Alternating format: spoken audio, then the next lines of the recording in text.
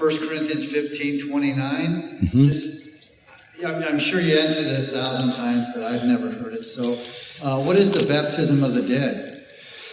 Well, there is a comment made in that chapter, which is all about the resurrection and all about life after death.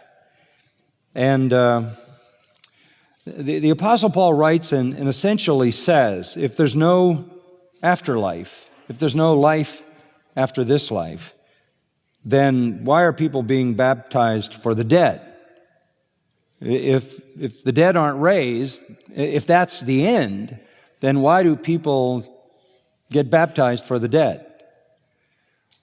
Now, he's using an existing religious ceremony to point up the fact that even pagans understand that there is life after death.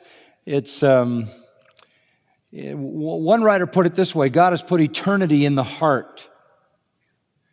And even the unregenerate feel the tug of eternity.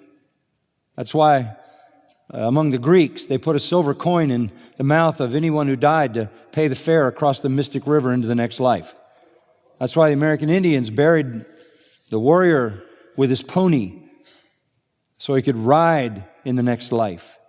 That's why the Egyptians buried the pharaohs with a boat so they could sail across the Mystic River into the next world. Even in the pagan world, eternity is in the heart.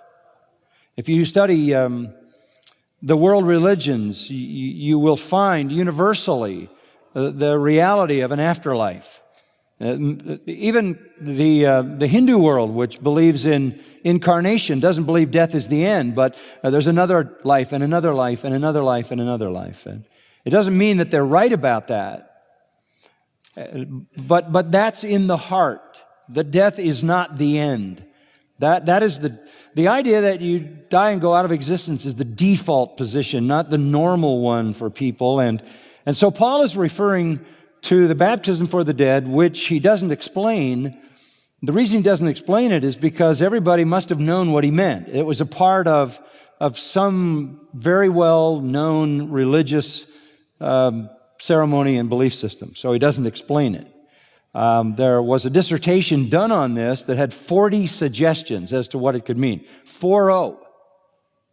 And somebody got a master's degree for coming up with the 40 possibilities in that dissertation. And what that tells you is that you can write a dissertation without a conclusion and get a degree for it. Because there was no way to make a conclusion because it's just not explained. So I don't know what it means in specifics, because Paul doesn't tell us that. But what it says is it's just another sort of argument on the very general sense that there's life after death, okay?